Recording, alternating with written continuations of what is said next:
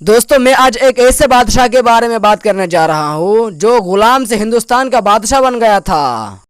جی ہاں، آپ نے بالکل صحیح سنا۔ دوسرے الفاظ میں کہوں تو مودی سے بھی زیادہ خوش نصیب انسان، کیونکہ مودی چائے والا تو تھا لیکن کسی کا غلام نہیں تھا، اور وہ شخص کوئی اور نہیں بلکہ سلطان قطب الدین ایبک ہے، اور اسے ہندوستان کا پہلا مسلم بادشاہ بھی کہا جا سکتا ہے، کیونکہ محمد بن قاسم کو سندھ کو فتح کرنے کے کچھ ہی دن بعد دوبارہ عرب میں بلا لیا گیا تھا، اور اس کے بعد سلطان محمود غزنوی کا دور آیا اور اس نے ہندوستان کو فتح تو کیا تھا لیکن غزنی چلا گیا تھا، اور اس کے بعد سلطان شہاب الدین محمد غوری کا دور آیا اور اس نے ہندوستان کو فتح کر کے خود ہندوستان پر حکومت نہیں کیا، اور اس نے سلطان قطب الدین ایبک کو ہندوستان کا بادشاہ مقرر کیا، اور سلطان قطب الدین ایبک بچپن ہی سے غلام تھا۔ تو پھر چلیے دوستو بنا دیر کیے جانتے ہیں کہ سلطان قطب الدین ایبک غلام سے بادشاہ کیسے بنا۔ سلطان قطب الدین ایبک کو اس کے بچپن کے زمانہ میں ایک تاجر بیاپاری نے ترکستان سے نیشا پور لا کر قاضی فخر الدین کوفی جو حضرت امام ابو حنیفہ رحمۃ اللہ علیہ کی اولاد میں سے تھے ان کے پاس پہنچا دیا۔ چونکہ اللہ تعالیٰ کو یہ منظور تھا کہ قطب الدین ایک دن بڑا آدمی ہوگا، اس لیے بچپن ہی سے اس کے چہرے سے عظمت اور برتری کے آثار نمایاں تھے۔ قاضی فخر الدین قطب الدین کو بہت عزیز اور محبت سے رکھتے تھے۔ انہوں نے زندگی بھر اسے جدا نہیں کیا اور اپنے بیٹوں کی طرح اس کی پرورش کرتے رہے۔ قاضی صاحب کے انتقال کے بعد ان کے کسی بیٹے نے قطب الدین کو ایک تاجر کے ہاتھ بیچ دیا۔ اس تاجر نے قطب الدین کو تحفہ کے طور پر سلطان شہاب الدین غوری کی خدمت میں پیش کیا۔ سلطان نے اس تاجر کو ایک بہت بڑی رقم بھی عطا فرمائی۔ چونکہ قطب الدین کے ایک ہاتھ کی چھوٹی انگلی ٹوٹی ہوئی تھی، اس لیے بادشاہ اور درباریوں نے اسے ایبک کہنا شروع کر دیا۔ رفتہ رفتہ یہ لفظ اس کے نام کا جز ہو کر رہ گیا۔ قطب الدین نے بڑے سلیقے اور محبت کے ساتھ سلطان شہاب الدین غوری کی خدمت کی، جس کا نتیجہ یہ ہوا کہ تھوڑی ہی دنوں میں قطب الدین نے بادشاہ کو اپنا گرویدہ بنا لیا۔ قطب الدین کی قسمت کا ستارہ روز بروز بلند ہوتا گیا اور کچھ ہی دنوں میں اسے سب سے اونچا عہدہ اور مرتبہ حاصل ہو گیا۔ 588 ہجری 1193 عیسوی میں سلطان شہاب الدین نے دہلی اور اجمیر کے راجوں کو شکست دے کر کوہرام اور سمانہ کو قطب الدین کے جاگیر قرار دیا اور اسے ہندوستان کا سپہ سالار مقرر کیا۔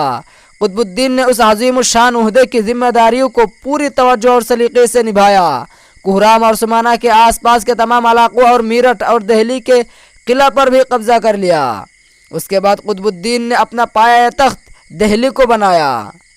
قطب الدین نے اپنی سلطنت کی وسعت کا کام جاری رکھا اور اس کے بعد بنارس، نتران، گجرات اور کالنجر اور بدایوں کو فتح کر کے دہلی کی سلطنت میں شامل کیا اور سلطنت کو وسعت دی، اور جو مال غنیمت ہاتھ لگا تھا سب سے پہلے اسے مسجد کی تعمیر میں استعمال کیا۔ 592 ہجری 1197 عیسوی میں جامع مسجد کی تعمیر مکمل ہو گئی، جسے شہاب الدین کے حکم کے مطابق تعمیر کرنا شروع کیا گیا تھا۔ سلطان شہاب الدین غوری کی شہادت کے بعد اس کا بھتیجا سلطان محمود بن سلطان غیاث الدین غورستان کا حکمران ہوا۔ اس نئے حکمران نے اپنے چچا شہاب الدین سے بھی زیادہ قطب الدین ایبک سے محبت و خلوص کا اظہار کیا۔ سلطان محمود بن غیاث الدین نے حکومت ہاتھ میں لیتے ہی قطب الدین کو ملک سے سلطان بنا دیا اور آزادی اور خود مختاری کے فرمان کے ساتھ پروانہ اور بادشاہی کے دوسری ضروری چیزیں بھی اس کے لیے ہندوستان بھجوا دیے۔ سلطان قطب الدین اس فرمان اور خلعت کا استقبال کرنے کے لیے لاہور تک آیا اور اس فرمان کو دیکھ کر بے حد خوش ہوا اور اس فرمان کو اعلان عام کر دیا۔ 607 ہجری 1211 عیسوی میں ایک دن قطب الدین چوگان کھیل رہا تھا، اچانک گھوڑے سے گر پڑا اور گھوڑے کی زین کا کویا گھوڑے کی پیٹھ سے پھسل کر قطب الدین کے سینے پر آ گرا اور اسے سخت چوٹ آئی، اور اسی چوٹ کی وجہ سے اس نے موت کو لبیک کہنا پڑا۔